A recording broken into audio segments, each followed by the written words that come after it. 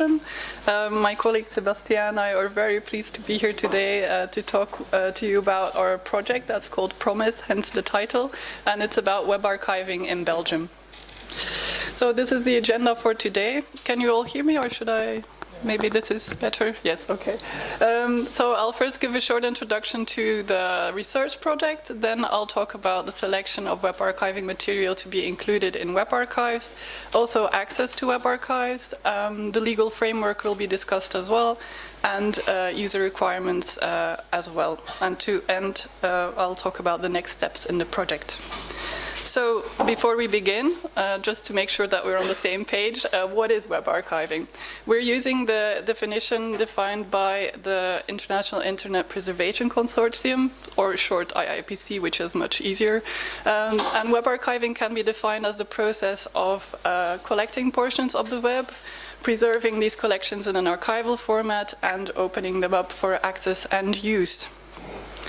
So the Promise project, what is it?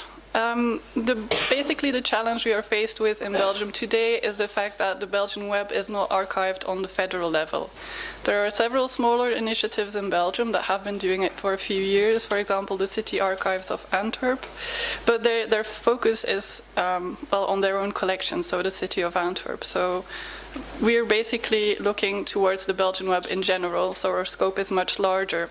And in order to do so, the State Archives and the Royal Library have joined forces, and so the approach is very collaborative, which in long term could lead to financial and operational benefits as infrastructure and know-how can be shared between both institutions. They're working with a number of partners, so Ghent University and University of Namur and the Haute École Bruxelles-Brabant. So we're a very interdisciplinary team representing legal experts, technical experts, and experts when it comes to operational processes, etc. The project started in 2017 and it will run until 2019, and it's financed by the Belgian Science Policy Office. So what are our goals? First, we went to look abroad. We try to identify best practices in the field of web archiving. Compared to our neighboring countries, we're very much behind when it comes to web archiving, so we wanted to learn from their experiences. Now we're working on the second goal, that is developing a Belgian web archiving policy. In the next step, we will set up a pilot project, so we will start web archiving ourselves, and in the final phase, we want to make recommendations for the implementation of a sustainable web archiving service in Belgium. So in the first phase, like I said, we looked abroad. This is a geographic representation of the institutions we contacted. We studied them through literature review, and we also set up interviews with representatives of these institutions. As you can see, most of them were European, but we also contacted our Canadian counterparts to see how they are doing their web archiving projects. Why would you actually want to archive the web? I mean, it's there. Well, the thing is that I'm kicking in an open door when I say that the web has become more and more important in daily life and communication, and it increasingly holds the traces of our history, so it makes it a potential goldmine for future research. There's one slight problem, and that is the ephemeral character of online information. The web is in constant flux, things appear, things disappear, and some researchers or academics have even warned of a digital dark age, meaning that for future researchers, not a lot of primary sources that were published online will be available to future researchers if no preservation efforts are made to capture this content. So this is what we aim to do in Belgium, actually select part of the Belgian web and archive it. This is a comparative table of the approaches of national libraries when it comes to web archiving. So these are the institutions we interviewed. And as you can see, there's quite a few different approaches. So there are 4 different columns. In the first column, it shows which institutions are doing broad crawls. And by broad crawls, I mean doing a top-level domain crawl. For example, in Denmark, it's the DK domain that they archive, not completely, but several levels of the different websites that constitute the Danish web. And the second to fourth column, those are institutions that have a selective approach, and these can either be focusing on themes, so that's a second column, on events, that's a third column, and on other topics, that's the fourth column. So we see that there are quite different approaches, and it's important to mention that certain national libraries have started doing web archiving even if they don't have a legal deposit legislation, because they considered the loss of heritage to be too great in order not to do it. When we look at social media, here we see that not every institution that we studied is doing it. Why? Because it's technically quite complicated to capture this material. But if we look at the most popular social media when it comes to web archiving, we see that it's Facebook, Twitter, and YouTube. It's important to also mention that the heritage institutions focus on public profiles. So when, for example, a politician, they want to archive his records, they will focus on his public profile and not his private profile. The National Archives in the UK go even a step further, and they, for example, include Twitters or tweets by official government institutions, but not the retweets or comments by private individuals. So they really focus on that. When we look at the Belgian context, we see that we have quite a lot of material to work with. In 1988, it all started with the creation of the .be domain, and in 1994, there were 129 .be domains, and it grew exponentially until today. We have about 1.6 million .be domains. So, as I said, we have a lot of work to do. And when we look at the collaboration between the State Archives and the Royal Library, we're still working on it. There's a lot of discussion going on for the moment, but this are two scenarios that we envision for the future. So the basic scenario would be that we would take a representative sample of the Belgian web, and complement this with curated collections. These curated collections would be linked to the core business of the State Archives and the Royal Library. So for the State Archives, this would, for example, be a collection of the official websites of the government institutions. And for the library, these could be collections linked to, for example, specific collection departments, for example, manuscripts or coins, etc., or Belgian publishing in general. In the extended scenario, we would like to include external content providers and offer them the use of our tools, so web archiving as a service, as it were. So these institutions it would allow these institutions to create lists of URLs they wish to capture that are linked to their own collections, then make use of the tools of the State Archives and the Royal Library to capture this content and make it available. So we would also like to set up a central catalog, because abroad we see that in different countries there are different institutions working on web archiving, and one of the things they mentioned was that it was sad to see that there was no central catalog for the whole national web archiving activity. So we want to learn from this lesson and set it up from the beginning so that we can do that, and so that it's clear which institution has which content. So when you say selection strategies, you also need to reflect on exclusion criteria, what content will be excluded. So for the Royal Library, for example, this would be websites that only consist of publicity. Why? Because this is in parallel with the paper publications, where publicity is automatically excluded from the collections. We're also a multilingual country, so we have 3 official languages, which is operationally a bit tricky sometimes. So we're French, Dutch speakers, and German speakers, but of course there's more languages being spoken in the country as well. So what do we do about that in a web archive? We're thinking along the lines of making it representative for Belgian society and opening it up to all different languages that are spoken or written on online.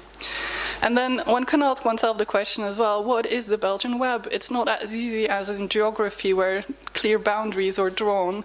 The web is in flux, and what is the Belgian content? So if we look at the Belgian web, I took the liberty of including a clipping from an annual report by DNS Belgium, which is our country registrar for the .be domain, and you can see that 58% of the Belgians choose .be for their domain name. But this means that 42% of the Belgian web is on other extensions, for example, .com, .eu, .net. So what do we do with this content? Another very important point is quality control. The principles of integrity and authenticity have already been discussed this morning. So it is true that technical measures exist in order to assist with this, for example, checksums or data timestamping, etc. But our interlocutors abroad have really underlined the fact that quality control is very much a problem when it comes to web archiving, because it's technically difficult to assure it for 100%. So we were thinking along working with a model that has different levels of priority, meaning that, for example, certain collections would have a much more in-depth quality control than other collections. For example, for the state archives, the collection on the official government websites would have much tighter quality control than, for example, the sampling of the Belgian web that we also envision. Just to give you an idea of what problems might occur when web archiving, I took the liberty of searching for an old version of the website of the Royal Library in the Portuguese web archive, arquivo.pt, and there we see, even though that we recognize that up until recently the website had a very old-fashioned look and feel to it, I can assure you that it was never meant to look like this. I mean, the menu that's supposed to be on top of the page is at the right-hand side of the page. So this clearly indicates that there are technical difficulties and that quality control has a very important role to play. When it comes to access to web archives, contrary to what you might expect, most of them are not freely accessible online, which is a pity for researchers. This is yet again another comparative table. The red lines are the web archives that are not freely accessible, that are not accessible at all. Then we have the orange ones, and those are only accessible on the premises of the web archiving institution itself. Then we have the yellow ones. Those have a split approach, so some collections are freely accessible online, others are only available on the premises of the building. And luckily there's also some green lines, which means that they are freely accessible to everyone online. When we look at the Belgian context, the legal analysis is still ongoing, but this is a preliminary model of what we envision. So when it comes to the curated collection of web content of federal government institutions, these could be made freely accessible online. Whereas for the representative sample of the Belgian web that both institutions would collect, that will in all likelihood not be able to be made freely accessible online due to copyright legislation. And the orange one, there is still discussion going on whether the Royal Library would like to work with a permission model, meaning that copyright holders could be requested, or the Royal Library could request copyright holders the permission to open it up for everyone online. So that's still a discussion that's ongoing. When we look at the legal framework surrounding web archives, there's quite a few legal matters that come into play here. So first of all, there's the legal deposit legislation and the law on archives that define the missions of both institutions. As I mentioned, copyright legislation is also very important. Personal data protection, as websites can contain a lot of personal data, this also comes into play here. The legal framework on authenticity and integrity of online information is particularly important if web archive materials are to be used for probative reasons. Illegal content, another important point as well. How do you delimit the national scope of competence in a web archiving context? As I said, it's not as easy as following the borders that have been defined by international institutions. And then the library and archives are also subject to the reuse of public sector information legislation. When it comes to researchers, it's important to bear in mind that there is an exception included in the proposal for the directive on copyright for EU member states for scientific research purposes.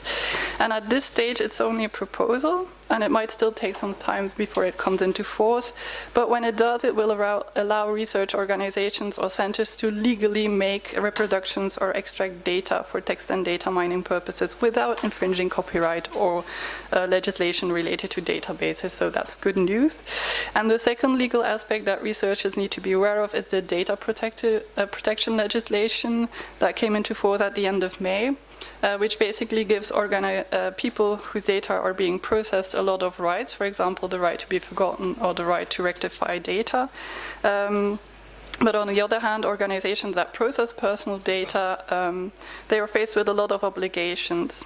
However, when personal data are processed for historical or scientific research purposes and for archiving in the public interest, the rules are somewhat softened. So concretely, this means that a person will, for example, not be able to request data relating to his or her person to be removed from a web archive, which is advantageous for researchers as it ensures that the data is included in web archives will remain intact. So this brings me to the survey on user requirements. As I said, we want to start with a clean slate, but we want to take into account the requirements of users. So this is why we launched a survey. It was launched mid-April and it ran until the end of May.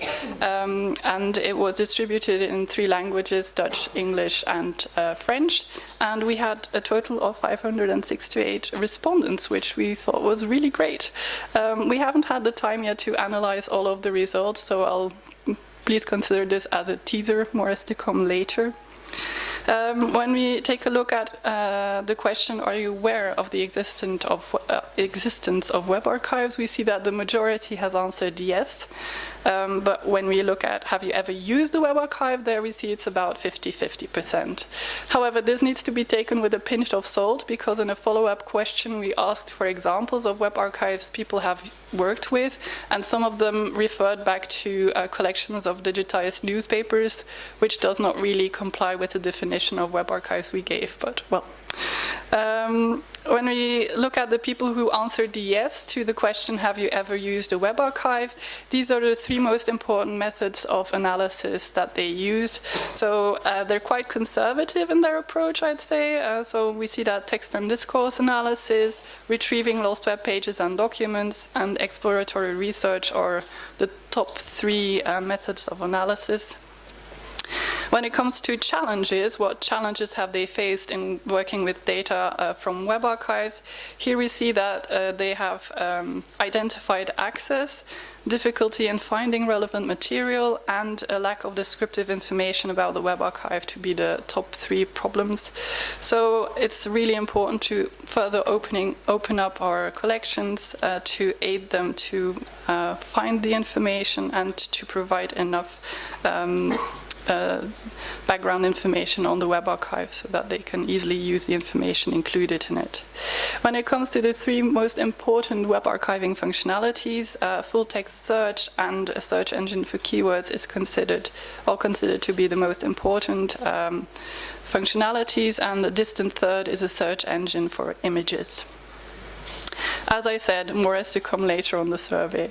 So this brings me to the last point, which are the next steps in the project. In the current phase, we are working on an analysis and classification of the Belgian web. We're also analyzing the legal framework. We're working on a proposal for a Belgian web archiving strategy along with selection criteria, and we're analyzing the user requirement survey. In the next phase, we want to get started and really select content to be archived, the tools that we will work with. We'll harvest the content, we'll pilot the access, and at the end we'll do an evaluation of the whole exercise. That will feed into phase 4, which are the formulation of recommendations for web archiving, for a sustainable web archiving service in Belgium, which includes business model development, technical and functional requirements, the definition of procedures, and legal recommendations. So this was all for me. Thank you very much for your attention.